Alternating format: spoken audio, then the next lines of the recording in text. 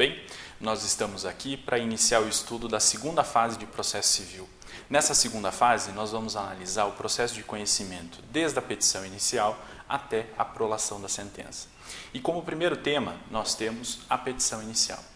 Nós já conhecemos a petição inicial, já a conhecemos como um dos pressupostos processuais de existência e como um dos pressupostos processuais de validade do processo.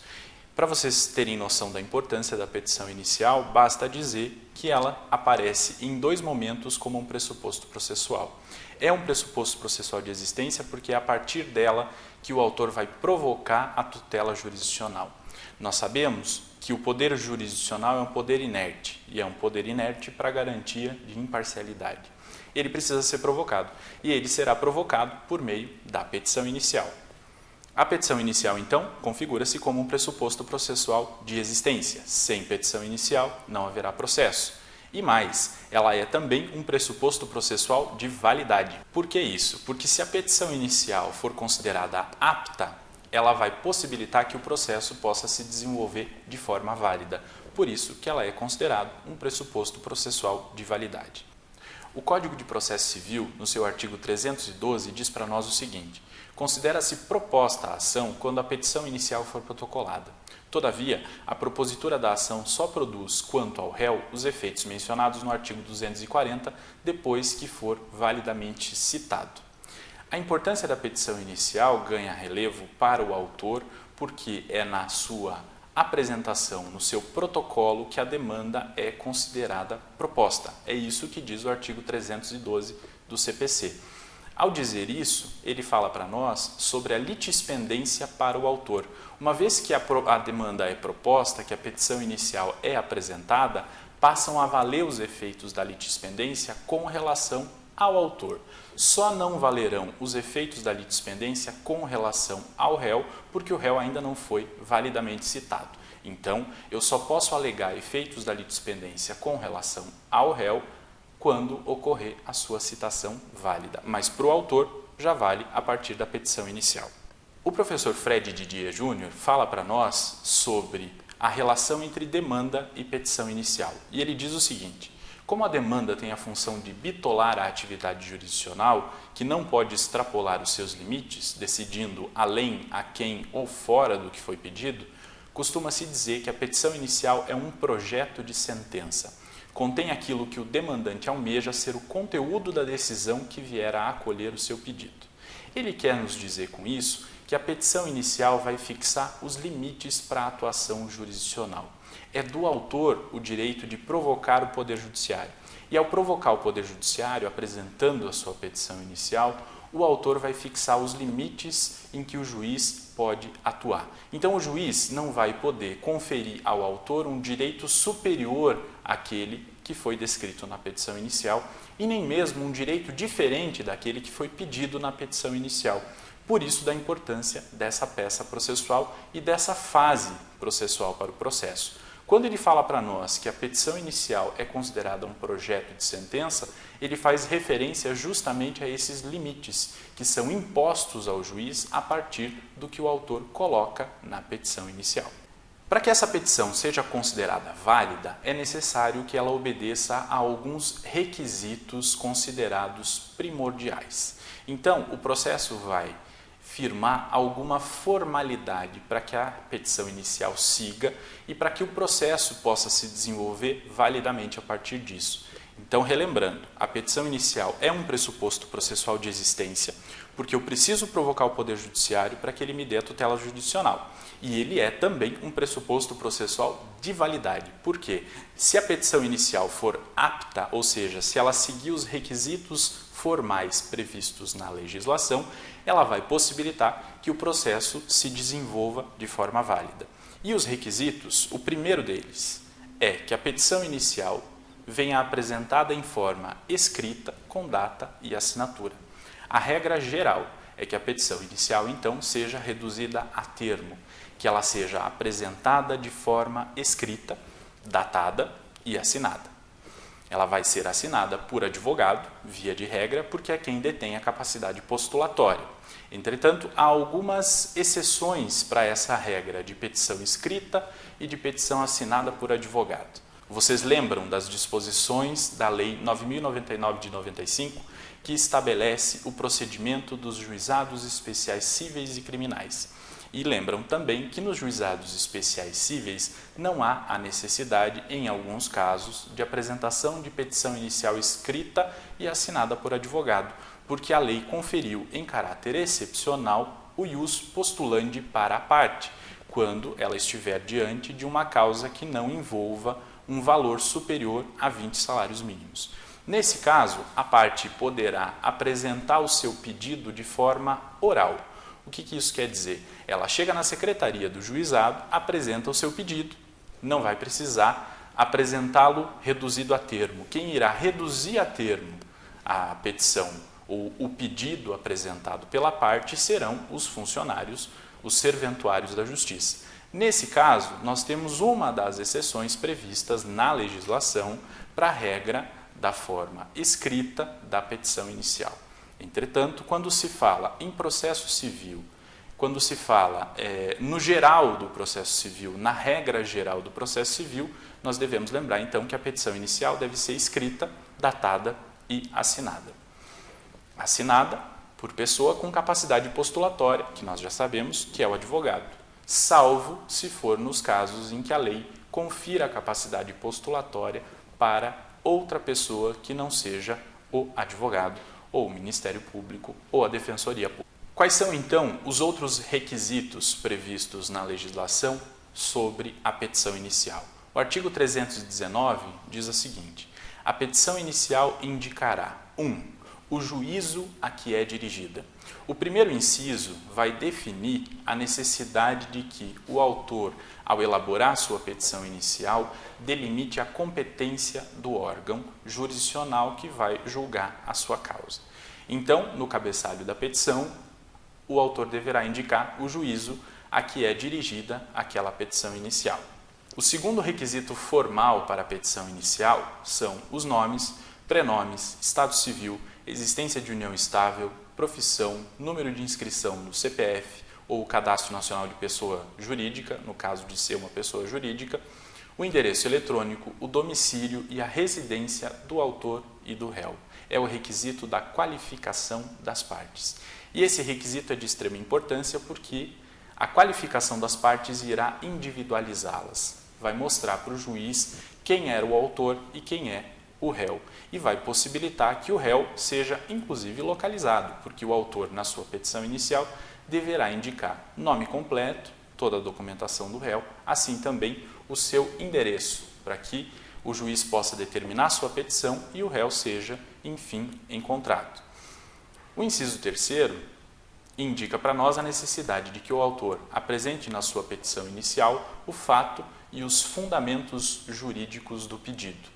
É de fundamental importância que o autor siga os requisitos elencados no artigo 319 do Código de Processo Civil, todos eles. Mas é muito mais importante ainda que o autor apresente os fatos e os fundamentos jurídicos do pedido da melhor forma. Por quê? Porque o primeiro contato que o juiz terá com os fatos da causa será a partir da leitura da petição inicial. Isso quer dizer que o autor deve apresentar os fatos de forma clara. Além disso, os fatos devem ser apresentados de forma lógica e cronológica, sempre lembrando que o juiz é um terceiro estranho àquele caso, que o juiz não conhece aquele caso. Então, para que ele possa conhecer da melhor forma possível, os fatos devem ser apresentados de forma clara, para que o juiz compreenda aquela situação e possa, então, julgar da melhor maneira possível. Além disso, num segundo momento, o autor irá apresentar os seus fundamentos jurídicos. Ele deve analisar os fatos à luz do ordenamento jurídico brasileiro e demonstrar para o juiz, utilizando argumentos de legislação, de jurisprudência, de doutrina, qual é o direito do seu cliente, qual é o direito do autor previsto em decorrência daqueles fatos. Ok? O quarto inciso do artigo 319 exige que o autor apresente o pedido com as suas especificações. O que quer dizer isso? Uma vez que o autor dirigiu-se a um órgão jurisdicional, cumprindo o primeiro requisito, qualificou as partes, qualificou a si mesmo e qualificou o réu. apresentou os fatos, disse para o juiz quais são os fundamentos jurídicos que embasam o que ele quer, ao final da petição, o autor deverá então apresentar o seu pedido e especificar o seu pedido. Deverá dizer para o juiz o que ele quer e quanto ele quer. Isso de forma básica. Num segundo momento, nós vamos voltar a falar sobre o pedido e vamos ver todos os detalhes a respeito desse tópico da petição inicial. Por ora, basta que a gente saiba então que na petição inicial, ao seu final, o autor deverá apresentar o seu pedido e as especificações do que ele deseja. Sempre lembrando que o pedido deve ter uma relação de lógica entre os fatos e os fundamentos apresentados pelo autor. É tudo uma consequência do outro. Apresenta os fatos, apresenta os fundamentos e, de consequência, pede a tutela jurisdicional. Quinto inciso diz para nós que o autor deverá apresentar o valor da causa. Então, o autor, formalizando o seu pedido, indicará o quanto vale esse pedido, certo? O valor da causa serve para delimitar o valor das custas processuais, serve para delimitar, eventualmente, honorários de sucumbência e ele é muito importante, é uma das exigências formais básicas da petição inicial. O autor, então, deverá formalizar o seu pedido e indicar o valor que ele entende devido nesse caso. O sexto inciso fala das provas com que o autor pretende demonstrar a verdade dos fatos alegados. Já na petição inicial, o autor, então, deve indicar para o juiz com que meios ele pretende provar aquilo que ele alegou em desfavor do réu. Ok? O inciso 7º do artigo 319 traz a exigência de o autor apresentar ou indicar a opção sua pela realização ou não de audiência de conciliação ou de mediação. Essa é uma novidade que não constava no Código de Processo Civil de 1973. É uma novidade porque o Código de Processo Civil de 2015 vem com uma temática voltada para a conciliação, para a mediação, buscando desafogar o Poder Judiciário a partir do estímulo que ele dá a esses meios alternativos de solução de demandas. Então, o autor, na sua petição inicial, já deve indicar para o juiz se ele tem interesse ou não na realização de audiência de conciliação, demonstrando essa boa vontade com essa nova tendência do processo civil brasileiro. Ok? Mais adiante, no parágrafo 1º, o artigo 319 diz assim: caso não disponha das informações previstas no inciso 2º, poderá o autor, na petição inicial, requerer ao juiz diligências necessárias à sua obtenção. E o inciso 2º do artigo 319, como vocês lembram, ele prevê a qualificação das partes. E diz para o autor o seguinte: se você não tiver todos os dados que a lei exige do réu, você pode pedir que o juiz diligencie no sentido de tentar obter esses dados. O parágrafo 2º, como complemento, diz assim: a petição inicial não será indeferida se, a despeito da falta de informações a que se refere o inciso 2º, for possível a citação do réu. Nós sabemos que o processo é um instrumento colocado à disposição do direito material. Logo, as normas processuais devem sempre visar a melhor satisfação do direito material. As exigências formais, então, elas devem ser interpretadas de modo a possibilitar a melhor forma de solução para aquele conflito. Se o autor não dispõe de todas as informações exigidas no inciso 2º do artigo 319 a respeito do réu, o juiz vai diligenciar no sentido de obter essas informações. Se mesmo assim não conseguir, e for possível a realização da citação do réu, não houver nenhum prejuízo para que essa citação possa ocorrer, o juiz então determinará a citação, mesmo que não sejam cumpridos todos aqueles requisitos previstos no inciso 2º do artigo 319. Tudo isso porque o que está previsto lá são formalidades que facilitam o trabalho do Poder Judiciário.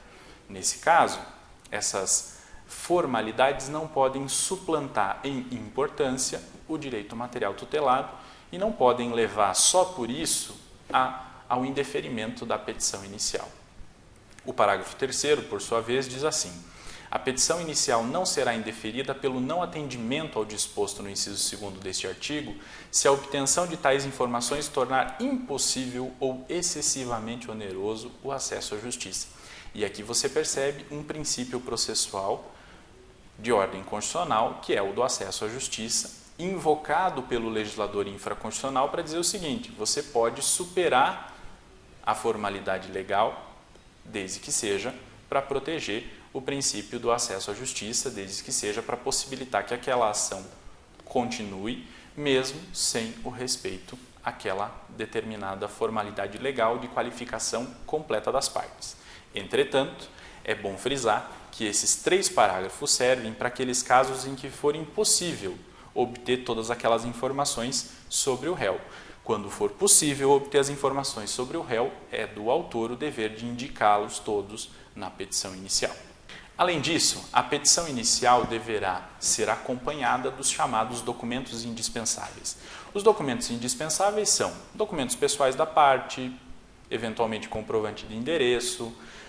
Se na ação se estiver discutindo a validade de um contrato, por exemplo, a parte deve juntar o contrato, porque ele faz parte, ele é o objeto da lide, então é essencial que ele seja juntado com a petição inicial. Além disso, outro exemplo claro de documento indispensável é a procuração outorgada pela parte ao seu advogado. É fundamental que já na petição inicial o advogado demonstre que tem poderes para atuar em nome daquela parte. E o instrumento que ele detém para demonstrar ao juiz os poderes é a procuração. Então, é um dos documentos indispensáveis. Muito bem, agora que nós já conhecemos todos os requisitos formais para a petição inicial, nós temos que verificar a possibilidade prevista no artigo 321 de emenda da petição inicial. Acompanha comigo o que diz o artigo. O juiz, ao verificar que a petição inicial não preenche os requisitos dos artigos 319 e 320, ou que apresenta defeitos e irregularidades capazes de dificultar o julgamento de mérito, determinará que o autor, no prazo de 15 dias, a emende ou a complete, indicando com precisão o que deve ser corrigido ou completado. E o parágrafo único diz assim: se o autor não cumprir a diligência, o juiz indeferirá a petição inicial. Estabelecidos estão, então, os requisitos formais da petição inicial.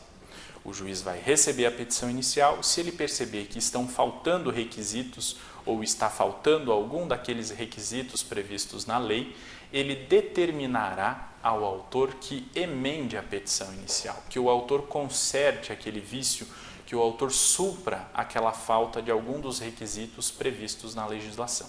E aí o autor vai ter o prazo de 15 dias para fazer isso. Além disso, é fundamental que o juiz, ao determinar que o autor emende a petição inicial, indique com precisão o que deve ser corrigido ou completado.